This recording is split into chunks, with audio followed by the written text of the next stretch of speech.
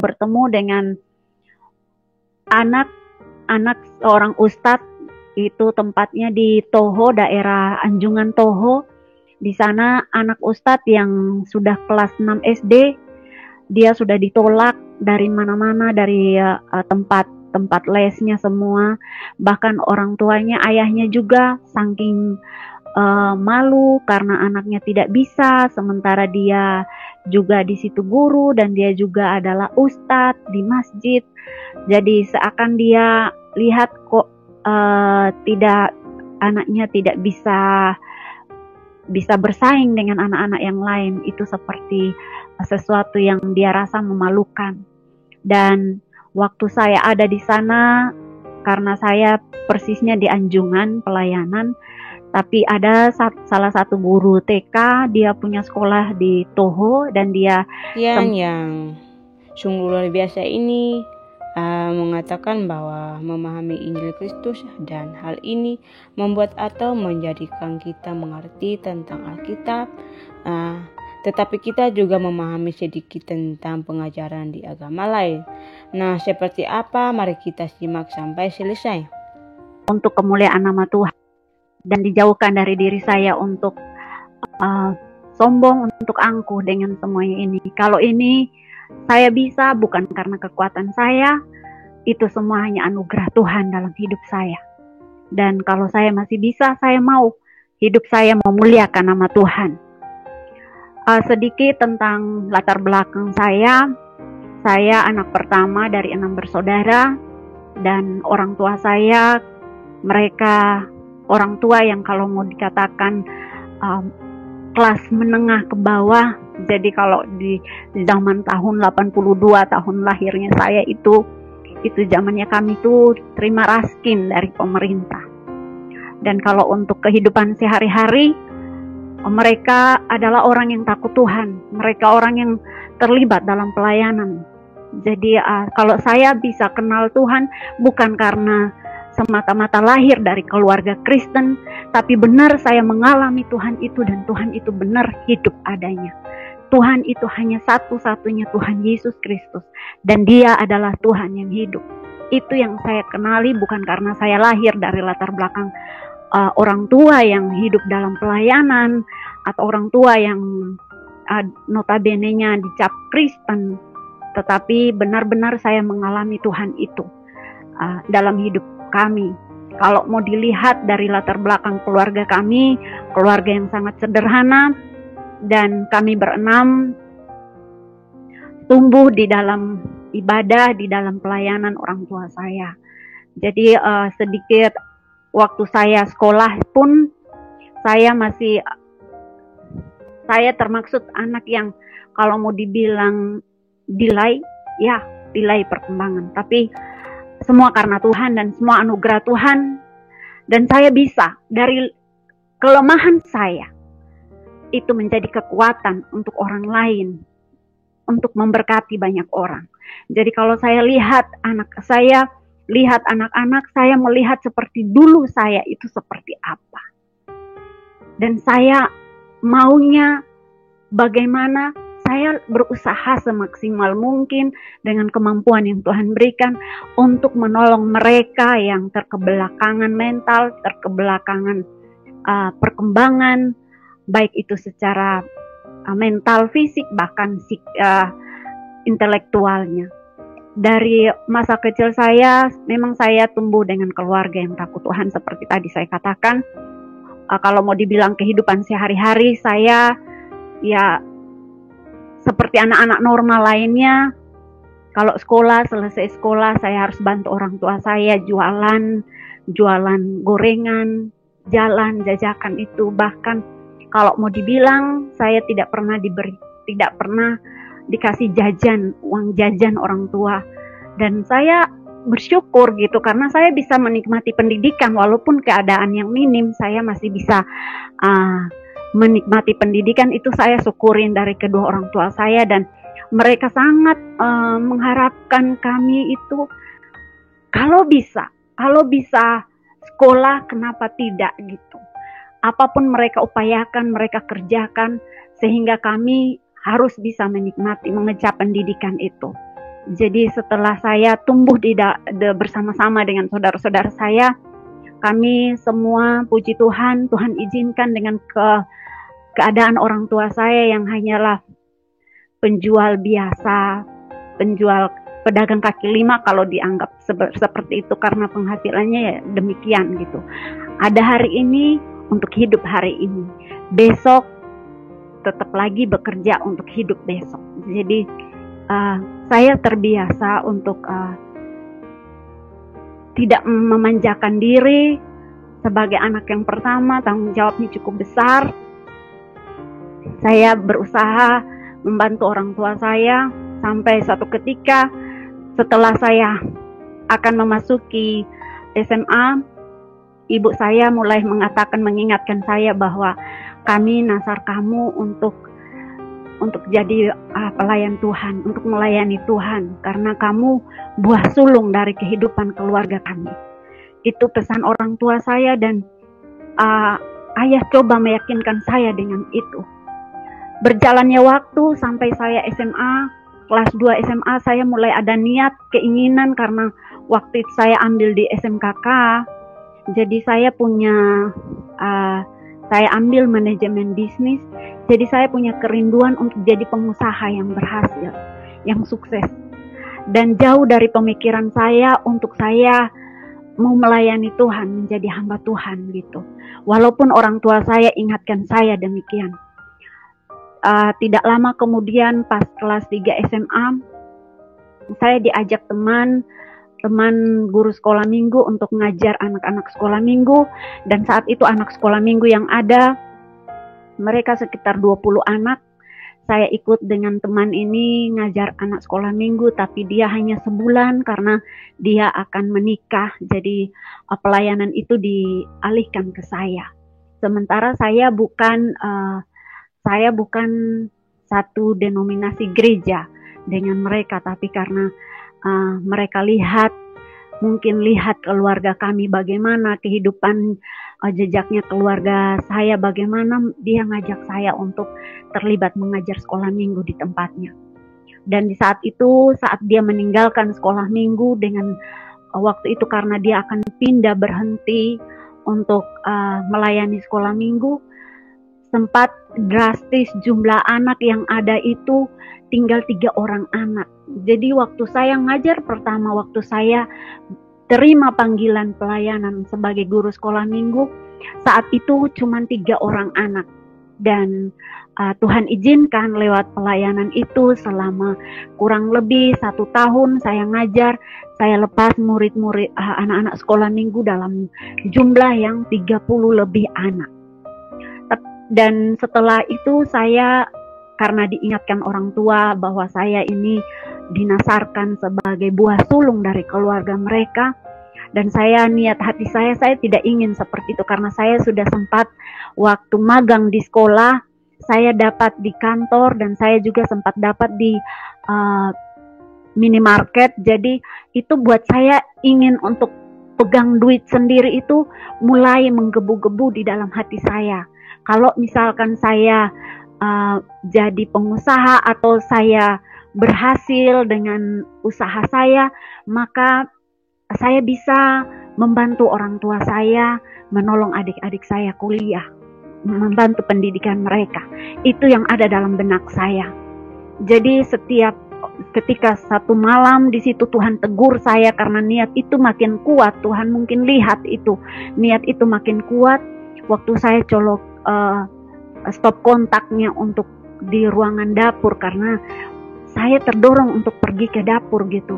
Waktu saya nyalakan stop kontaknya di sana saya strum. Dan waktu saya ke strum itu kurang lebih 15 menit. Saat itu saya sudah berpikir pasti saya mati, karena itu sangat kuat, strumnya sangat kuat. Jadi 5 jari saya ini masih ada terlihat di jari saya ini, terlihat bekas strumnya itu sampai sekarang. Ada 3 jari ini yang terlihat, 2 jari ini tidak terlalu terlihat, tapi ini sangat terlihat karena saya coba untuk masukkan colokan listriknya itu, dan tanpa saya sadar jari-jari saya megang besi colokannya itu. Jadi waktu itu memang 15 menit akhirnya saya sudah berpikir, oh ini pasti saya mati, tidak mungkin saya udah lihat orang yang berpakaian putih gitu dan saya di peti gitu nantinya. Di situ waktu itu saya sempat teriak karena sudah lama, sudah tidak bisa, saya sempat teriak, adik langsung bangun. Adik saya nomor kedua langsung bangun dan dia berusaha untuk lepas saya, dia narik saya, malah dia kesetrum, dia mukul saya dengan benda-benda itu, tidak berhasil. Jadi kebetulan ada sapu dan itu kayu gitu, gagangnya kayu, itu yang dia pakai untuk pukul tangan saya. Pukul beberapa kali tangan saya dan di situ saya jatuh pingsan. Di saat itulah saya mulai teringat dengan panggilan Tuhan. Di situ saya sadar dengan teguran Tuhan terhadap saya bahwa panggilan Tuhan, kalau saya hidup saat ini bukan karena maunya saya, bukan karena saya, tetapi itu karena ada rencana Tuhan. Karena Tuhan punya mimpi dan punya harapan untuk saya. Sehingga saya ada di tengah-tengah keluarga Riwolo. Jadi saya setelah itu saya sadar orang tua saya sudah ada dengan saya. Mereka sementara berdoa, doakan saya gitu. Dan mereka hanya pesan tidur kembali. Tapi yang tahu jelas, yang tahu persis itu teguran Tuhan dan panggilan Tuhan, Tuhan sendiri yang sadarkan saya dengan panggilan itu. Dan setelah selesai SMA, ibu ingatkan lagi saya waktu dengar hari saya menerima hasil ujiannya dan ijazahnya. Di situ orang tua saya, mama saya pesan, kamu anak yang kami nasarkan untuk melayani Tuhan. Kamu buah sulung dari keluarga kami untuk Tuhan. Ibu Yati, sebentar. Iya, Ibu, mic-nya turun sedikit, Ibu. Jangan terlalu di dekat mulut. Ya, oke. Ke bawah sedikit. Oke, seperti itu. Silakan dilanjutkan, Ibu. Jadi saya sempat sedih karena bertentangan dengan keinginan saya, walaupun saya tahu bahwa orang tua saya mau saya melayani Tuhan. Dan saya sadar di saat itu, saya sadar kalau hidup ini hanya sementara, hidup ini hanya sesaat. Kalau saya tidak pakai seperti apa yang maunya Tuhan, maka semua itu akan sia-sia dan saya tidak akan semua itu sia-sia dan tujuan Tuhan saya ada di dunia ini itu tidak tercapai. Hidup saya pasti akan hancur. Di saat itulah saya mulai ambil keputusan, iya Ma, saya mau melayani Tuhan, saya mau jadi hamba Tuhan. Dan setelah saya diarahkan untuk ikut di sekolah Alkitab Malino, dan saya berangkat ke Sulawesi saat itu, hari dimana saya tidak pernah tinggal dengan orang, walaupun kehidupan kami sederhana, tapi kami tidak pernah ada tidur di rumah paman atau tante atau apa gitu. Jadi untuk tinggal dengan orang itu sesuatu yang sangat-sangat bertentangan dengan pribadi saya. Jadi tapi karena panggilan pelayanan saya harus ikut, dan saya waktu itu tinggal dengan keluarga pendeta. Saya harus jalani masa training sebelum masuk sekolah Alkitab. Dan setelah saya ada di sekolah Alkitab, setelah selesai semester pertama itu, saya harus ikutin praktek lapangan selama setahun. Dalam pelayanan di lapangan selama setahun, saya bisa lewatin itu dan saya pamitan untuk saya kembali lihat orang tua saya, tapi saya tidak diizinkan dan dengan alasan saya akan dilaporkan ke rektornya supaya nilai saya tidak dikeluarkan dan sebagainya. Di situ bahkan saya hanya izin untuk lihat orang tua karena kan sudah selesai masa PKL-nya. Pas masuknya di bulan Agustus saya bisa ikut walaupun hanya libur lihat orang tua. 1-2 hari, tapi itu tidak diizinkan. Jadi malah saya harus tambah lagi 1 tahun masa PKL saya. Saya down di situ dan saya rasa kok seperti ini. Waktu saya dalam keadaan sakit, saya dipaksa, dibentak supaya harus kerjakan nyuci pakaian. Maaf, sebenarnya ini tidak harus saya ungkapkan. Jadi saya ditekan habis-habisan di situ. Tapi ada satu rekan pelayanan guru sekolah minggu, dia katakan, saya selama kamu di sini, saya lihat pelayanan kamu lebih ke melayani anak-anak. Coba kamu gumuli itu dan coba lihat panggilan Tuhan yang jelas dalam hidupmu. Jadi saya sempat mengambil waktu untuk berdoa di jam 12 malam untuk melihat apa benar panggilan Tuhan untuk saya seperti itu. Kalau memang Tuhan mau saya melayani anak-anak di dunia, anak-anak, apa saya harus ambil tindakan ini sebagai ambil pendidikan untuk anak-anak, ataukah saya terus dengan ini? Di situ waktu saya ambil waktu pergumulan, saya dikasih ayat firman Tuhan Yohanes 15 ayat yang ke-16. Di situ saya baca lagi kembali, saya diingatkan bahwa bukan kamu yang memanggil aku. Itu pernyataan Yesus. Bukan kamu yang memanggil aku, tetapi aku yang memanggil kamu. Pergi dan hasilkan buah. Pergi dan hasilkan buah. Jadi saya merasa ini juga panggilan untuk pelayanan anak. Kalau saya ambil ini, hanya satu tuntutan Tuhan, yaitu harus hasilkan buah dari pelayanan itu. Akhirnya saya lanjutkan pendidikan ke Pesat, dan saya berangkat dari Sulawesi. Saat itu saya berangkat ke Jawa Tengah untuk melanjutkan pendidikan diploma, karena pada saat itu belum ada sarjana PAUD. Yang ada baru pendidikan diploma untuk PAUD. Jadi saya ambil pendidikan itu, dan Tuhan izinkan saya untuk melayani anak-anak di Kalimantan Barat, di Anjungan. Jadi saya sempat di sana, ada kurang lebih 10 tahun saya di sana untuk melayani anak-anak di sana. Dan di situ Tuhan berkarya dengan luar biasa. Saya melihat karya Tuhan, saya melihat campur tangan Tuhan, saya melihat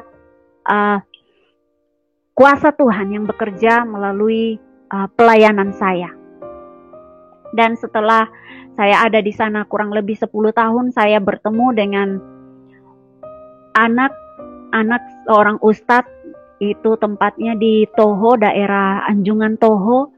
Di sana anak ustadz yang sudah kelas 6 SD, dia sudah ditolak dari mana-mana, dari tempat lesnya semua.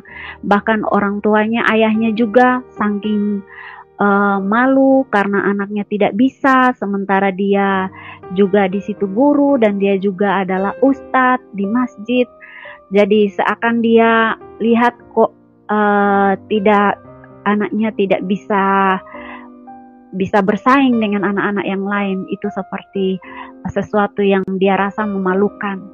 Dan waktu saya ada di sana, karena saya persisnya di Anjungan pelayanan, tapi ada salah satu guru TK, dia punya sekolah di Toho, dan dia sempat katakan, Yati, saya tidak bisa ngajar anak-anak yang TK ini untuk masuk SD. Kalau kamu bisa, tolong luangkan waktumu untuk ajar mereka. Jadi saya setiap minggu 2-3 kali saya harus ke Toho untuk ngajar anak-anak di sana, ngajar calistung mereka.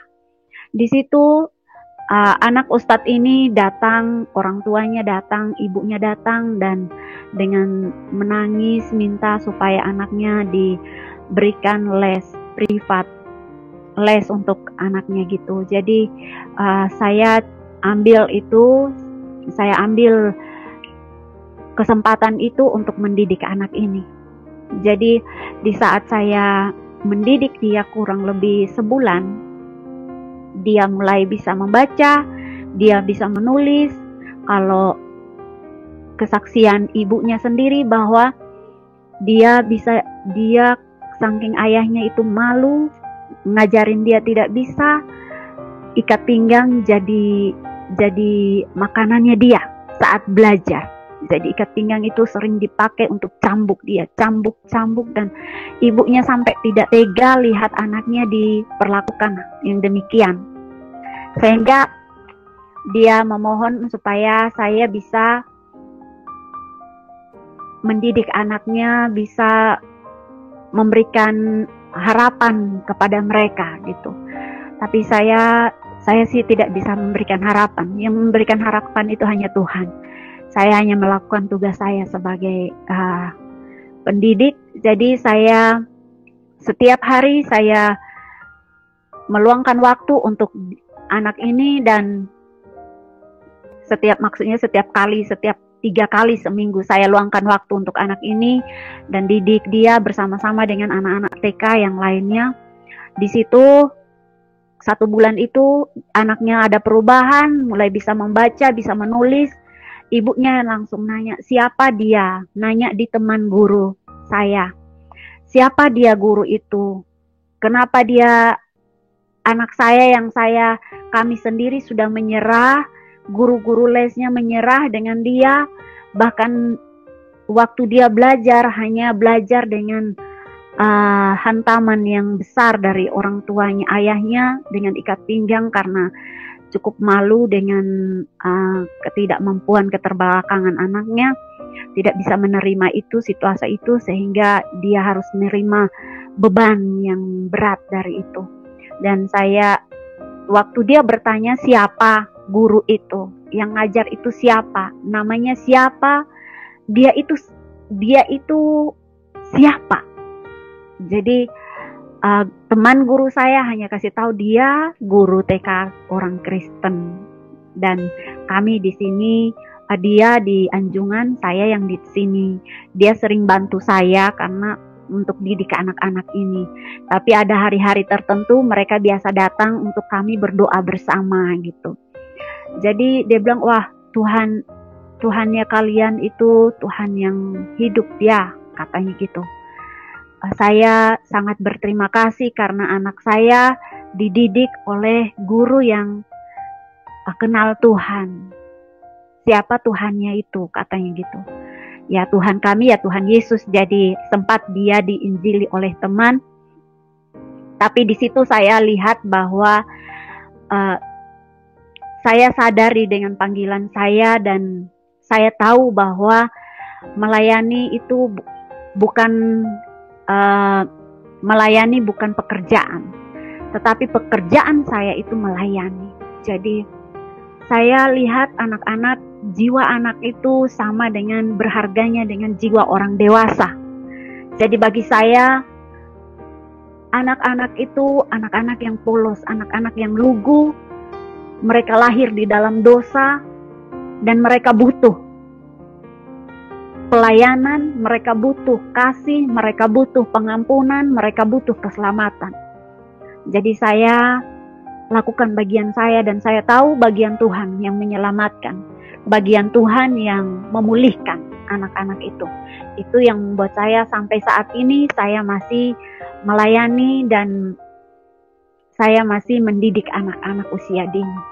Dan sekolah di mana saya ngajar di Anjungan, ada seorang anak yang orang tuanya itu memiliki karena mereka dari kelas atas dan mereka punya tanah yang sangat luas di sana di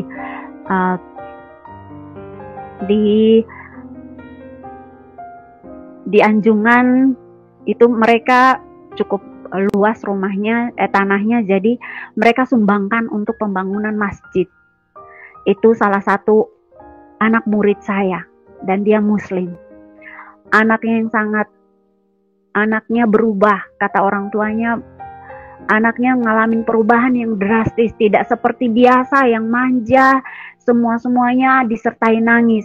untuk dapat sesuatu, nangis, dan dia akan dapatin itu.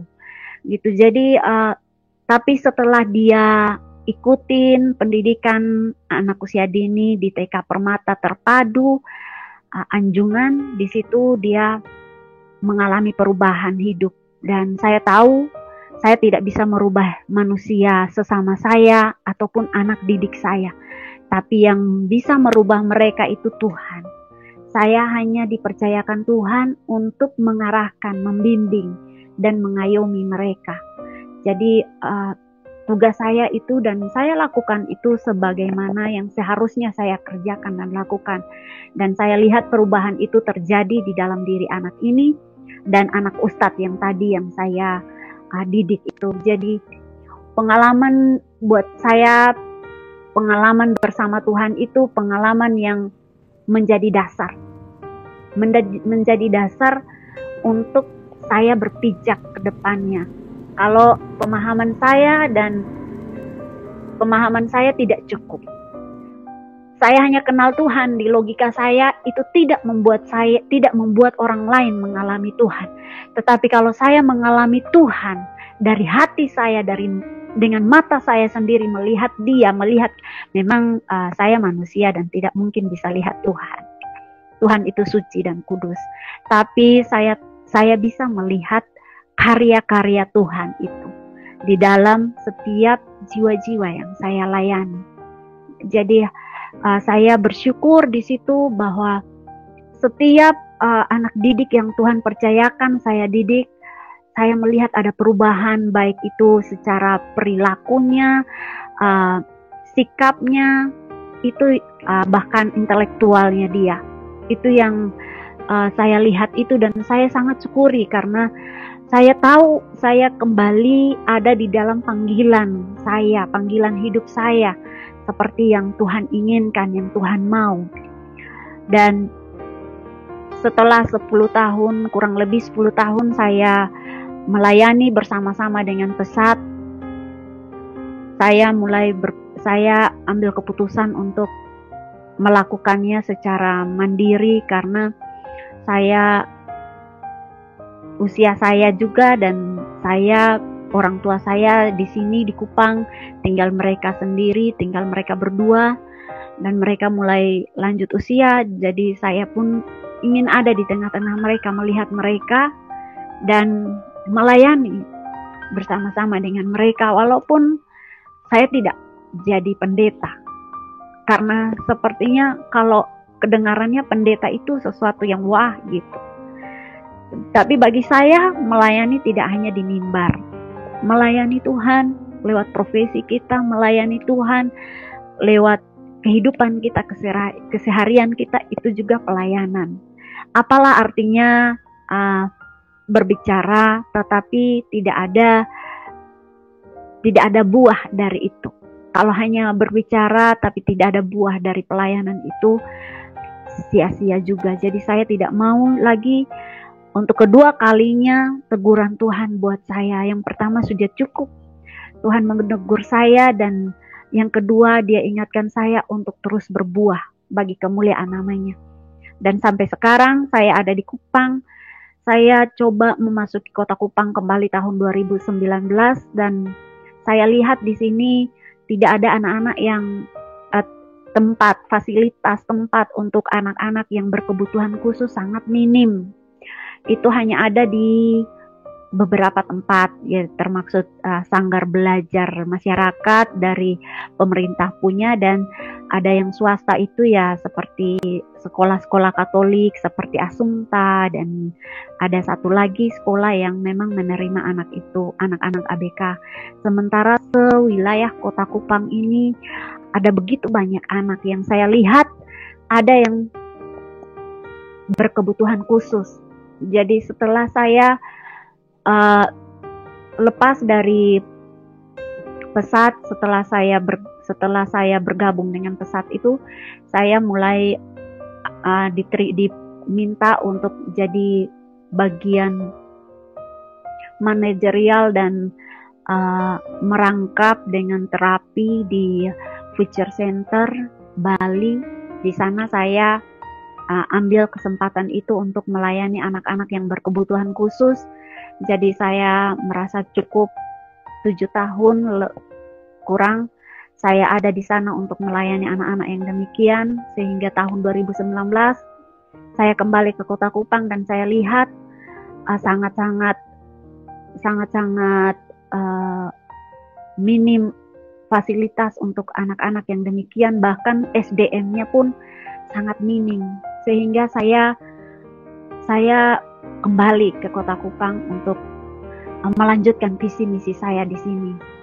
Yang saya tahu bahwa panggilan saya yaitu menjadikan setiap pribadi-pribadi yang ada takut akan Tuhan, mengenal Tuhan itu.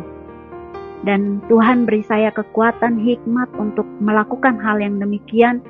Bagian pembaharuan itu bagian Tuhan, bagian menyelamatkan itu bagiannya Tuhan, bagian untuk memulihkan itu bagiannya Tuhan. Dan saya tahu sampai saat ini Tuhan terus berkarya dengan luar biasa di dalam pekerjaan saya, di dalam pelayanan saya. Jadi semenjak saya 2019 saya ada di Kota Kupang untuk mendirikan sekolah PAUD, dan di situ ada program untuk kelas inklusi sehingga anak-anak yang berkebutuhan khusus saya pun lakukan secara holistik. Itu ada fisioterapinya, ada sensori integrasinya, dan ada okupasi untuk dia belajar. Dan saya kasih itu dalam porsi yang bisa dijangkau oleh ekonomi yang ada, ekonomi menengah yang ada. Bahkan sekolah saya pun yang saya dirikan saat ini, ada beberapa anak yang karena secara finansial mereka sangat minim, saya harus support mereka tanpa mereka bayar SPP. Dan saat saya terima guru untuk mereka mengajar di sini, mereka lihat ada anak-anak yang dikasih bebas beasiswa seperti itu, mereka sempat tidak terima dengan cara saya karena bagaimanapun harus dibayar. Tapi saya tidak, karena bukan itu tujuan utama saya. Tujuan utama saya menjangkau mereka, membawa mereka mengenal Tuhan, dan membimbing dan mengarahkan mereka. Bagian Tuhan menyelamatkan mereka dan memulihkan keadaan mereka, menjadikan mereka pribadi yang berharga itu, yang bisa melihat diri mereka sebagaimana Tuhan memandang mereka. Itu yang saya lakukan di Kota Kupang. Jadi ada 20 anak untuk yang saat ini saya tangani, 16 anak itu anak-anak yang normal, dan ada 4 anak ABK. Dan pertama saya ada di Kota Kupang, Tuhan percayakan anak berkebutuhan khusus yang saya tangani itu, yang hasil diagnosanya awal katanya TBC usus, dan yang kedua tukak lambung naik ke tenggorokan sehingga dia harus kepalanya harus miring nahan sakit lambungnya itu, dan terlambat bicara, speech delay, sehingga waktu saya terapi di sini dia mulai bisa berbicara. Anak yang tidak bisa berbicara, yang tadinya makan 1 hari makan 1 lempeng biskuit dengan susu Briben, tapi setelah dia diterapi dia bisa makan nasi, bahkan nasi kuning pun dia bisa ngunyah. Dia bisa makan nasi, bisa makan dan tanpa muntah. Itu sampai dia terus terapi lanjutan lagi, dia harus dibawa ke Sutomo, Dokter Sutomo di Surabaya untuk diperiksa lebih lanjut lagi, pemeriksaan lebih lanjut. Dan sampai hari ini anak itu ada di tempat saya, dan usianya sekarang mencapai usia 6 tahun. Desember ini 6 tahun, dan dia fasih bicara, dia bisa membaca dan menulis, bahkan dia bisa berhitung. Dan saya sempat nanya beberapa kali ke orang tuanya, "Mam, kenapa ada sekolah yang lebih dekat dengan rumah, kenapa Mama tidak ke sana?" Katanya, "Miss, udah banyak orang yang nawarin saya masukin anak saya ke situ, ke sekolah-sekolah yang ada di sana. Tapi saya tidak mau, yang kenal anak saya Miss Yati yang kenal. Jadi saya tetap mau di sini dia." dan orang tuanya sempat mengeluarkan statement bahwa kalau dia besar dia jadi pendeta, dia akan sekolah teologi. Saya tidak pernah memaksa, saya tidak pernah menyuruh, saya tidak pernah memberi seperti gambaran untuk ke arah sana. Tetapi orang tuanya sendiri yang memiliki niat hati dan harapan untuk anaknya. Bahkan anaknya sendiri dalam hal-hal yang rohani, saya lihat dia sangat suka, baik itu berdoa, bahkan memimpin doa, menyanyi lagu-lagu rohani, dan yang lain sebagainya. Saya lihat dia cenderung memiliki hal itu di dalam dirinya. Dan ada beberapa anak yang Tuhan juga berkarya melalui kehidupan mereka.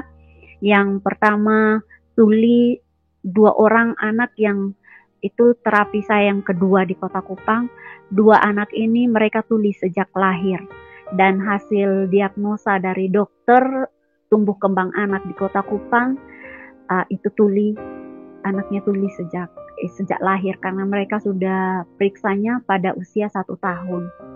Dan mereka coba dengan berbagai treatment, tapi tidak ada respon dari anak tersebut tentang pendengarannya, sehingga itu hasil dari diagnosa mereka. Waktu saya ambil terapi anak itu, anak tersebut dalam masa terapi yang saya lakukan, kelas inklusi dengan saya itu, dia mengalami perubahan, di mana telinga kanan dan kirinya mulai mendengar.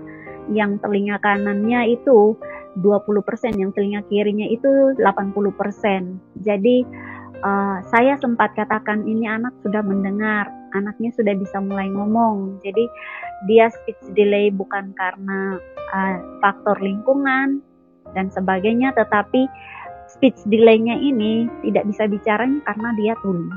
Jadi otomatis secara langsung itu tidak bisa bicara. Jadi waktu dia tidak bisa berbicara itu, orang tuanya bawa dan saya terapi kurang lebih 1 tahun 7 bulan, dan mereka ingin buktikan bahwa anaknya benar bisa dengar tidak gitu. Kan ada anak yang sampai ngucapin papa mama mau, bahkan waktu dia selesai terapi dia sempat katakan Miss Yati mau pulang. Dan mereka bawa periksa ke Surabaya, dan di sana oleh dokter ahli THT mengatakan bahwa 80% telinga kiri dan 20% telinga kanan.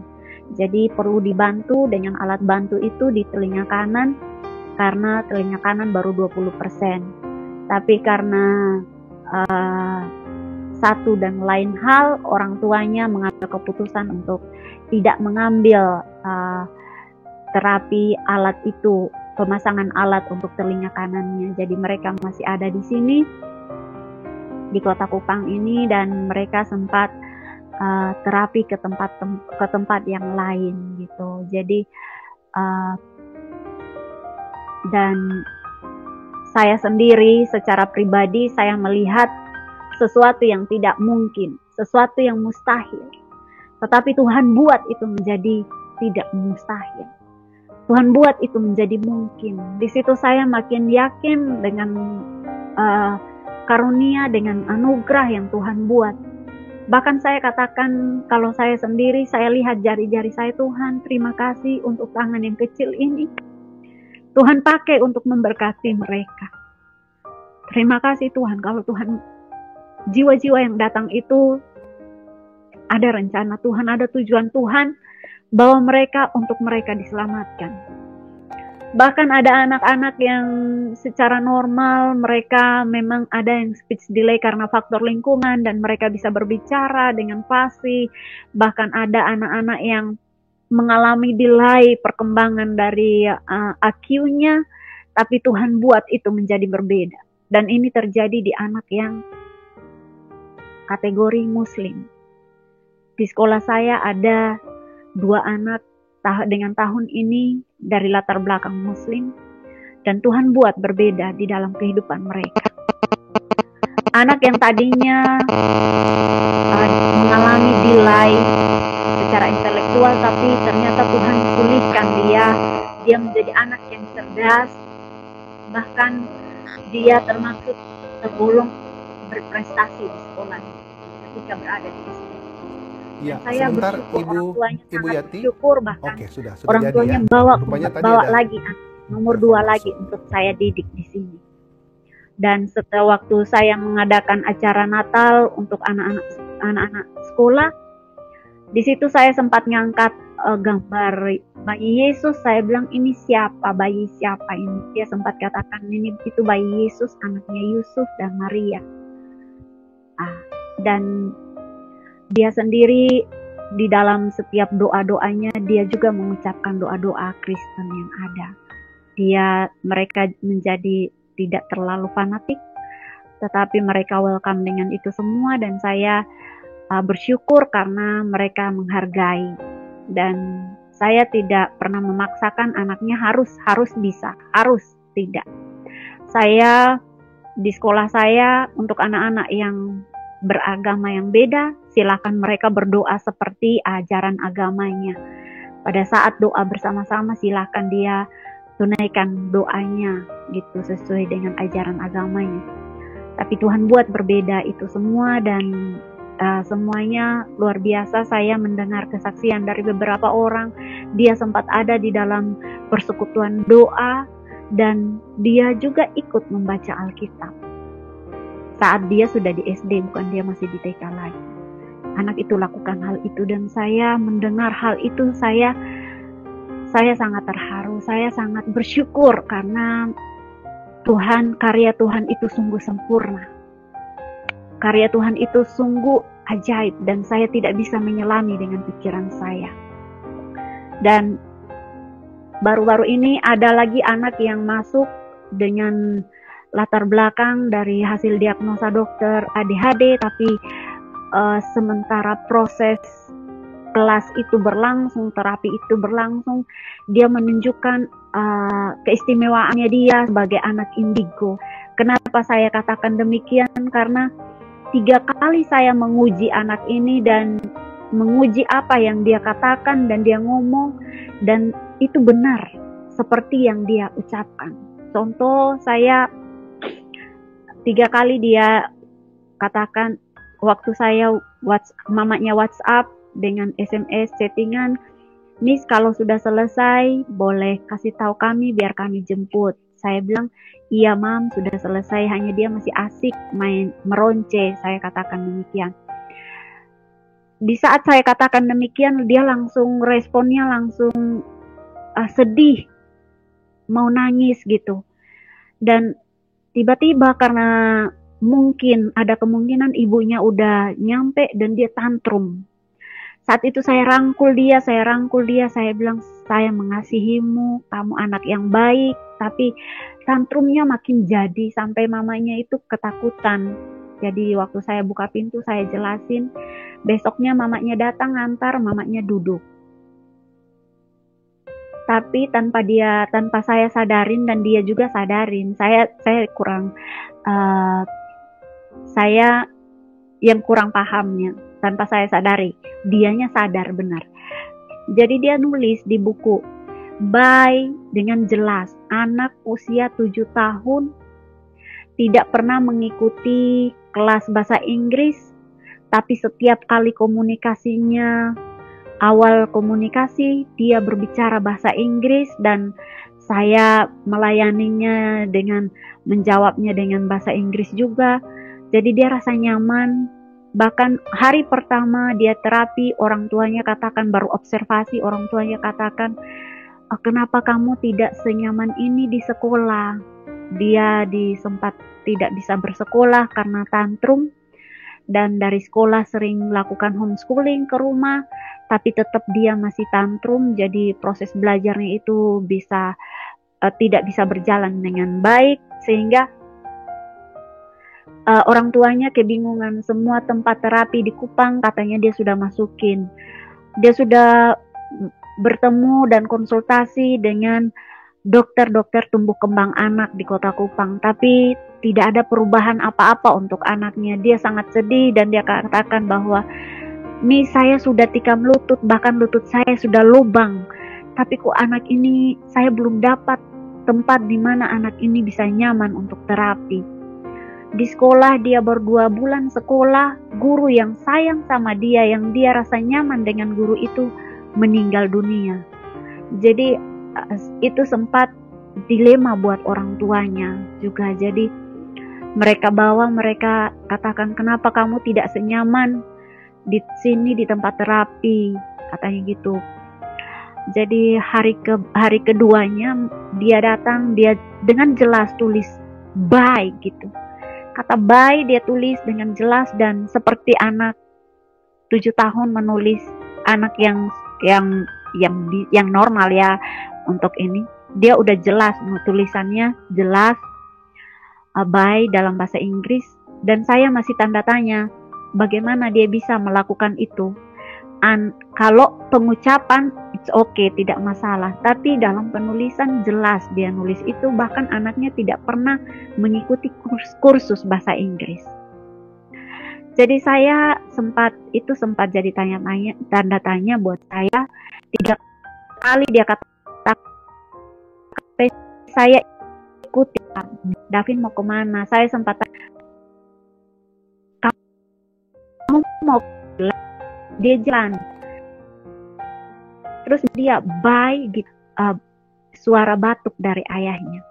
Saya, ayahnya udah datang jemput, jadi sepertinya dia memberitahukan bahwa dia dipanggil. Dan saya ajak anaknya berdoa. Selesai berdoa, dia pulang kembali ke rumahnya. Besoknya dia datang lagi. Untuk kali yang ketiga saya uji lagi apa benar dia memiliki kelebihan, keistimewaan itu sebagai anak indigo.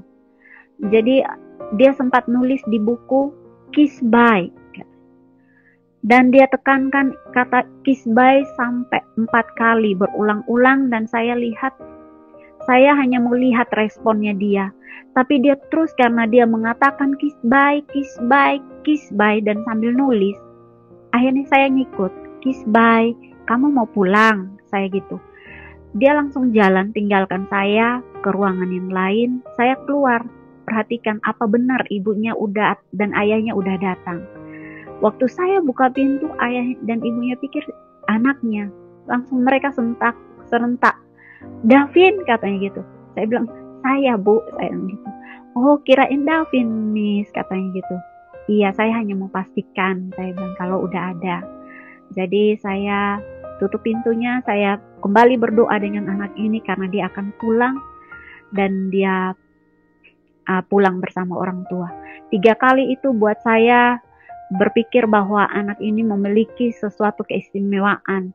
Dia bisa melihat sesuatu yang akan terjadi. Jadi setiap kata-kata yang dia keluarkan, dan dia lebih suka dengan numbers. Mau poster, mau angka apa, buku apapun, dia maunya angka. Dan angka paling favoritnya dia dari orang tuanya katakan bahwa dia sering sebut angka 45.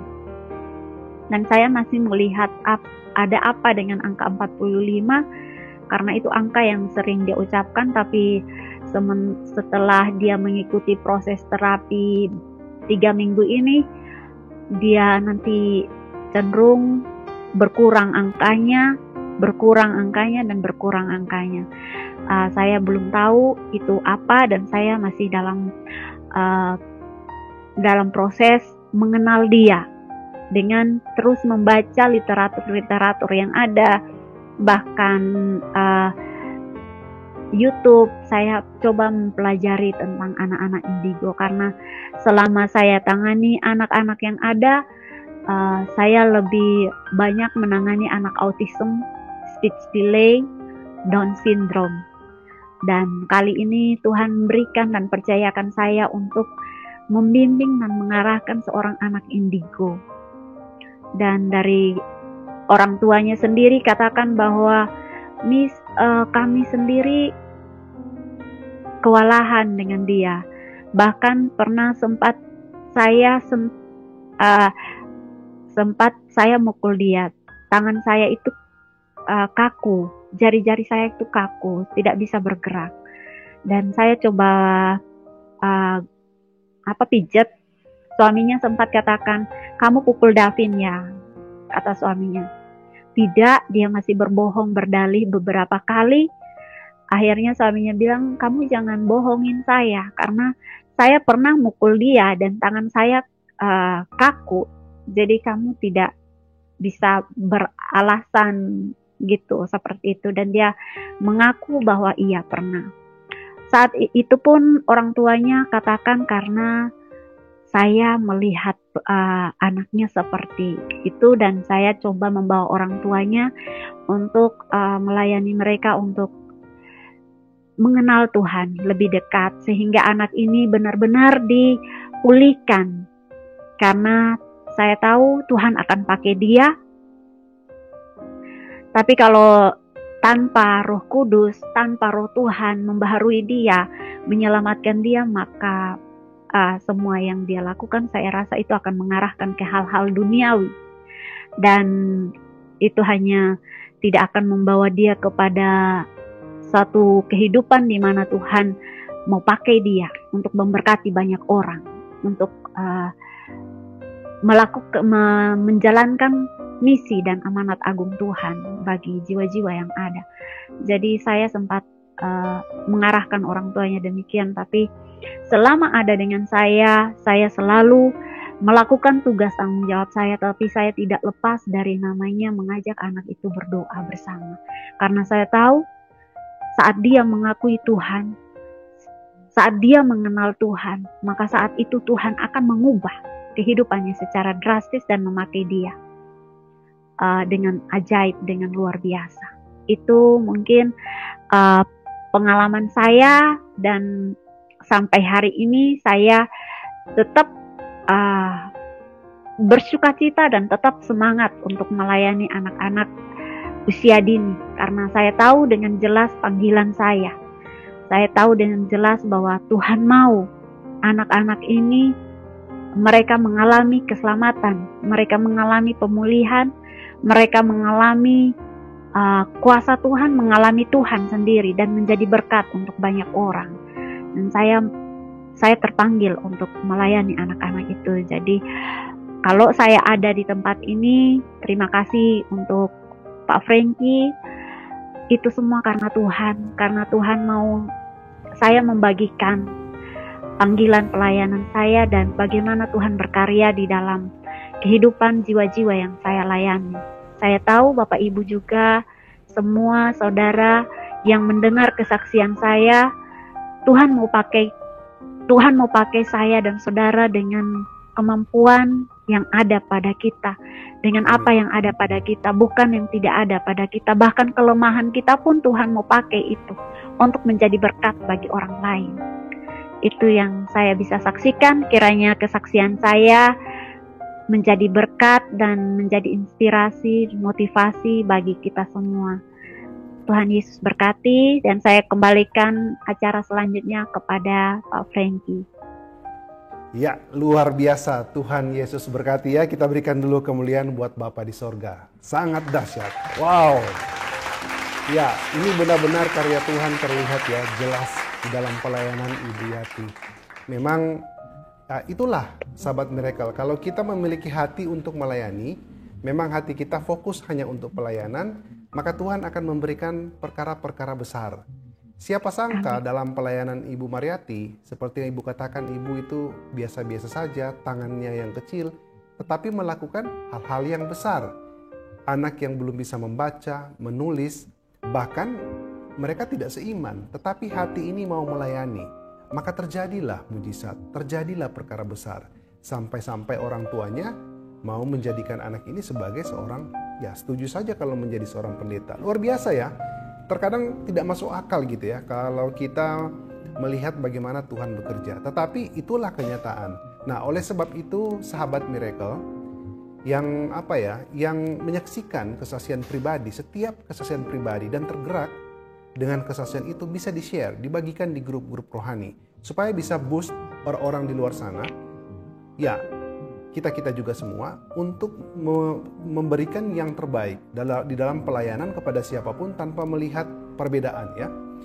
Dan dalam pelayanan yang memang dari hati kita, itu akan menghadirkan perkara-perkara yang luar biasa. Sehingga kita tidak perlu banyak untuk buang tenaga, buang waktu, bertutur kata, ingin membujuk orang, ingin mempengaruhi orang, tidak perlu. Tetapi dengan perbuatan kita, dengan pelayanan kita, Tuhan berkarya, mereka ya langsung mau juga ya untuk penasaran dan mau mengikuti. Nah, itu suatu karya Tuhan.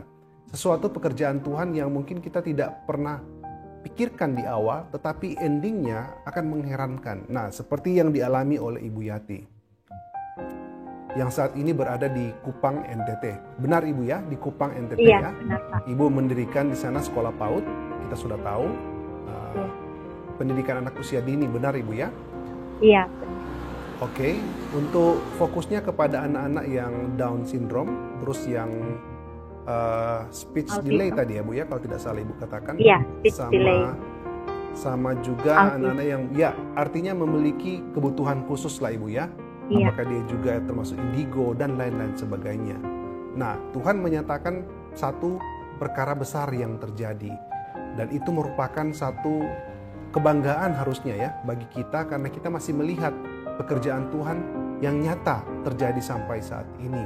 Yang penting hati kita tertuju kepada Tuhan untuk melakukan pelayanan.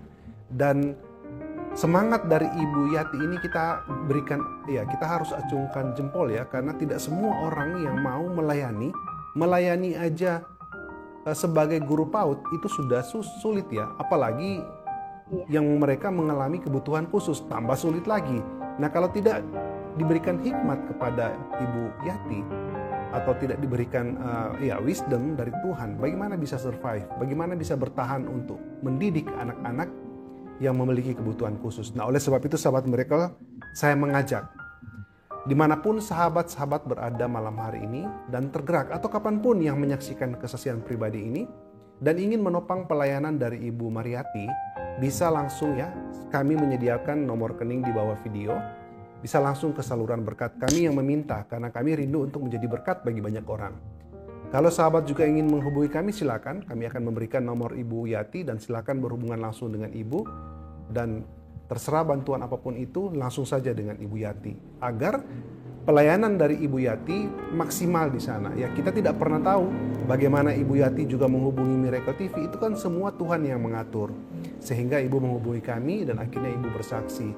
Ya, karena memang mungkin sudah waktunya Tuhan ingin memberikan atau ingin menyalurkan berkat lewat tangan-tangan sahabat-sahabat Miracle TV yang menyaksikan video kesaksian dari Ibu Yati.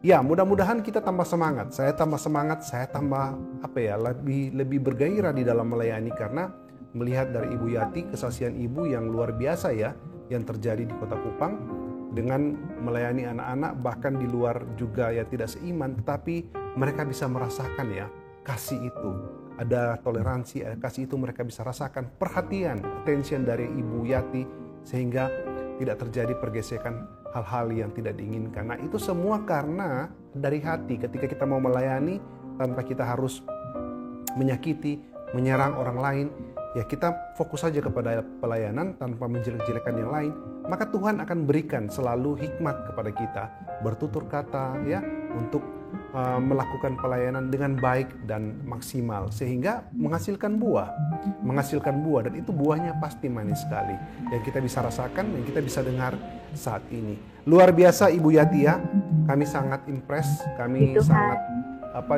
termotivasi dengan apa yang Ibu lakukan di sana. Semoga ini menjadi contoh bagi banyak orang, dan tambah semangat juga, tambah banyak orang menjadi pelayan-pelayan Tuhan, apapun profesi kita. Sekali lagi, apapun profesi kita, mau kita guru, mau kita dokter, mau kita koki, mau kita mekanik, mau kita pegawai, mau kita karyawan, apapun, yang penting tentunya pekerjaan yang baik ya, tidak melakukan pekerjaan yang juga yang menjadi keinginan atau tidak dikehendaki Tuhan. Kalau kita melakukan pekerjaan-pekerjaan yang baik, saya terlalu percaya pasti Tuhan akan berikan hal-hal atau perkara-perkara besar. Yang penting kita mau menggunakan talenta yang Tuhan berikan. Tuhan memberikan talenta sebagai seorang guru, sebagai seorang mekanik, sebagai seorang koki. kita kembangkan, dan pasti ada hal-hal yang akan kita beri katakan lewat kabar baik dengan hikmat, seperti yang Ibu lakukan ya, yang Ibu Yati lakukan. Kita ambil hikmatnya, kita ambil strateginya, kita ambil caranya ya, bagaimana Ibu bisa menjadi pelayan Tuhan yang luar biasa. Nah, ini baru pelayanan yang berbuah. Sungguh dahsyat sahabat Miracle, kesaksian dari Ibu Yati. Dan mungkin ya, sebelum kita tutup dengan doa, saya mau kasih lagi satu kesempatan kepada Ibu untuk memberikan closing statement, penutup. Mungkin rangkuman singkat, ada yang menonton tadi di tengah, atau ada yang menonton sudah mau habis. Dalam waktu 5 menit lah Ibu ya, Ibu bisa menutup, atau ada hal-hal yang Ibu rindukan ingin sampaikan. Silahkan Ibu, sebelum kita tutup dengan doa. Silahkan. Saya ingin memberikan statement bahwa pelayanan itu punya Tuhan. Dan kalau kita menjadikan pelayanan sebuah pekerjaan, maka itu suatu kesia-siaan. Tetapi kalau kita bekerja untuk melayani, maka itu akan menjadi berkat bagi banyak orang. Karena hanya orang yang memiliki hati yang benar-benar untuk melayani, maka dia akan melihat Tuhan berkarya dengan luar biasa dalam pelayanannya. Saya dari semenjak tahun 2004 saya melayani Tuhan sampai hari ini, melayani Tuhan, melayani anak-anak. Saya terpanggil untuk melayani anak-anak, dan ada begitu banyak perubahan dan karya Tuhan yang Tuhan kerjakan di dalam kehidupan mereka. Bahkan dari yang anak ustadz, anak pemilik tanah masjid di Anjungan, dan dia menyerahkan anaknya untuk saya didik. Di situ anaknya mengalami perubahan yang luar biasa. Yang tadinya manja, sukanya semuanya dilayani dan sebagainya ya. Saya sih berpikir itu wajar saja karena dari kalangan atas. Kalau dia seperti itu karena memang keadaan orang tua tidak membuat dia mandiri. Tetapi setelah dia ada di lingkungan, di komunitas bersama-sama dengan saya, belajar bersama-sama dengan saya, di situ perubahan yang drastis, dan itu pun disaksikan oleh orang tuanya. Orang tuanya katakan bahwa ibu ajar dia dengan apa? Kenapa dia sampai ada perubahan seperti ini? Dia begitu mandiri. Setiap kali pulang dari masjid, mereka tuh sandal-sandalnya dilepas begitu saja. Anaknya ini angkat masing-masing sandal mereka orang tuanya dan rapikan di tempat sandal. Dan dia berdoa pakai doa Kristen. Dia pakai nama Yesus saat dia berdoa. Itu sesuatu yang luar biasa. Saya tidak pernah memaksakan anak-anak untuk berdoa demikian. Saya selalu memberikan kesempatan mereka berdoa dengan menurut ajaran agamanya, dan saya tetap dengan ajaran saya. Saya memberikan kesempatan itu. Saya tidak pernah memaksa anak untuk harus mengikuti saya. Tapi saya memberikan ruang seluas-luasnya untuk dia mengenal saya. Dia mengenal, dia bisa bersama-sama dengan saya, dia bisa terima saya, dia bisa bermain bersama-sama dengan saya, dia bisa jadikan saya tempat curhatnya dia, gitu.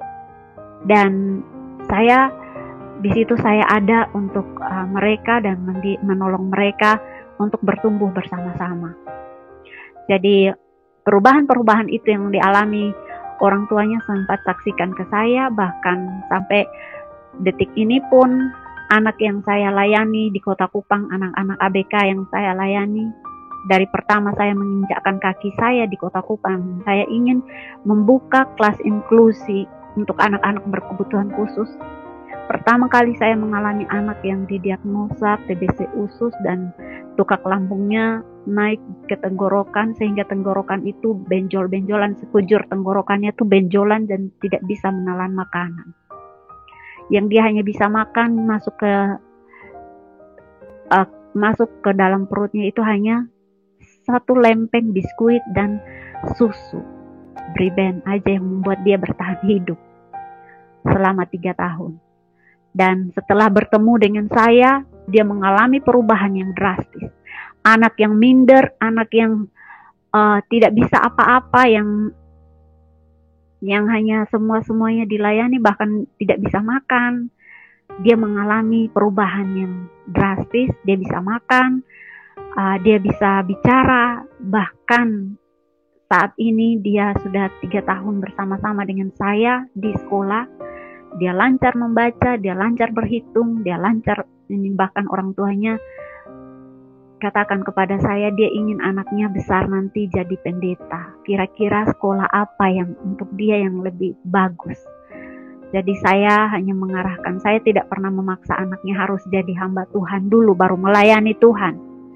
Tapi kerinduan orang tuanya agar dia bisa melayani Tuhan, dan lihat dari kehidupan kesehariannya anaknya benar-benar menunjukkan bahwa dia mengenal Tuhan. Dia harus, orang tuanya harus bawa dia sekolah minggu setiap minggunya. Sementara orang tuanya kadang tidak bergereja, tidak beribadah, tapi anaknya tetap ibadah. Itu yang sesuatu yang luar biasa yang Tuhan kerjakan di dalam kehidupan anak-anak yang saya layani. Dan bahkan ada anak yang indigo pun, dia masuk beberapa minggu ini, 3 minggu ini, dan saya layani dia, dan orang tuanya posting, dia nulis Davin love Jesus. Kata yang tidak pernah dia ucapkan, kata yang tidak pernah dia tulis, tapi kata itu yang dia tulis saat dia bersama saya setelah 3 minggu. Saya tidak pernah ngajarin dia untuk menulis Davin love Jesus. Saya hanya mengajar dia mengenal Yesus, mengasihimu, Yesus mengasihimu seperti saya mengasihi. Dan itu yang dia tuliskan, dan orang tuanya sampai rasa sesuatu yang beda. Kenapa dia lebih nyaman di tempat terapi daripada di sekolahnya dia? Karena anak itu sudah usia 7 tahun dan dia di SD saat ini. Tapi kesaksian orang tuanya seperti itu, karena itu semua karena Tuhan. Saya ingin katakan bahwa saya tidak pernah bisa merubah manusia. Manusia tidak bisa merubah manusia. Yang bisa merubah manusia hanya Tuhan. Karena kita milik Tuhan, Tuhan sanggup merubah kita, merubah hati kita, memberkati kita, bahkan memakai kita dengan setiap potensi-potensi yang ada dalam diri kita untuk memberkati banyak orang lewat kehidupan kita. Jadi jangan pernah menyerah, jangan pernah putus asa, jangan pernah kecewa dengan keadaanmu, dengan situasimu yang ada, karena situasi kelemahanmu sendiri Tuhan pakai itu untuk memberkati orang lain. Oleh karena itu jangan pernah menyesal, kenali Tuhan, kejar Tuhan itu dalam hidupmu, pasti kamu akan menjadi berkat untuk banyak orang. Itu dari saya, dan saya berharap kita semua terus cari Tuhan dan kenali Tuhan dalam hidup, supaya Tuhan terus pakai kita, dan hidup yang ada yang sementara ini, hidup yang sesaat ini di bumi bisa berarti dan bisa memberi buah bagi sesama. Ini saja dari saya, kesaksian saya, statement yang saya bisa bagikan. Kiranya Tuhan berkati kita semua. Ya, sekali lagi ya, kita berikan kemuliaan buat Bapak di sorga. Luar biasa. Ibu Yati bisa mundur sedikit ya, jangan terlalu dekat layar. Mundur sedikit ya. Ya, baik. Kita akan tutup dengan doa sahabat miracle, dan jangan lupa di-share di grup-grup rohani dimanapun kita aktif bermedia sosial. Kesaksian yang indah dari seorang ibu ya, yang melayani di Kota Kupang, NTT. Kita dukung pelayanan dari Ibu Yati sahabat miracle dimanapun sahabat berada untuk menjadi saluran berkat. Sekali lagi jangan lupa ya di-share. Ibu Yati, kita tutup dengan doa Ibu. Ya, siap Pak. Mari kita berdoa bersama-sama. Terima kasih Tuhan Yesus, luar biasa satu kesaksian yang indah dari Ibu Yati, dan kesaksian ini benar-benar sangat menguatkan kami. Kami berdoa ya Tuhan agar pelayanan Ibu Yati di Kupang, di Kota Kupang, lebih dan lebih lagi menjangkau begitu banyak orang yang berada di sana, mereka yang belum mengenal kasih Tuhan, sehingga mereka bisa menjadi anak Tuhan, mereka mengenal kasih Kristus. Tambah-tambahkan berkat sukacita, berkat rohani dari Ibu Yati. Apapun yang menjadi kerinduan dari Ibu Yati, Tuhan lebih tahu. Tuhan buka jalan sehingga semuanya dapat berjalan dengan baik dan lancar. Kami juga berdoa ya Tuhan, agar kesaksian ini, tayangan ini bisa lebih banyak menjangkau orang di luar sana, sahabat-sahabat mereka bisa membagikan, sehingga bisa menjadi perpanjangan tangan dan bisa menjadi juga bisa menjangkau jiwa-jiwa yang baru ya Tuhan. Terima kasih, kesaksian ini juga mengingatkan kami untuk lebih giat, lebih kuat, lebih semangat di dalam melayani Tuhan, dan dengan hati kami yang tertuju kepada Tuhan, Tuhan akan melakukan perkara-perkara besar. Kami berdoa ya Tuhan dan mengucap syukur di dalam satu nama Tuhan Yesus Kristus, Juru Selamat kami yang hidup. Haleluya. Amin. Ya, Ibu Yati, sekali lagi saya mengucapkan terima kasih ya. Ya, sama-sama buat waktu Pak. dan kesediaan Ibu. Baik. Kapan-kapan saya akan undang Ibu lagi untuk memberikan kesaksian yang lain, Bu ya. Semoga bisa menjadi berkat bagi banyak orang. Tambah jadi kesaksian yang luar biasa ini yang sudah kita dengarkan bersama, dan kiranya kita juga menjadi suatu bahan pertimbangan bagi semua orang, namun sehingga kita tetap di dalam Kristus, yang semakin sudah percaya namun tidak berani untuk mengambil keputusan. Baiklah, demikian video, dan kita akan sampai jumpa lagi di video-video berikutnya.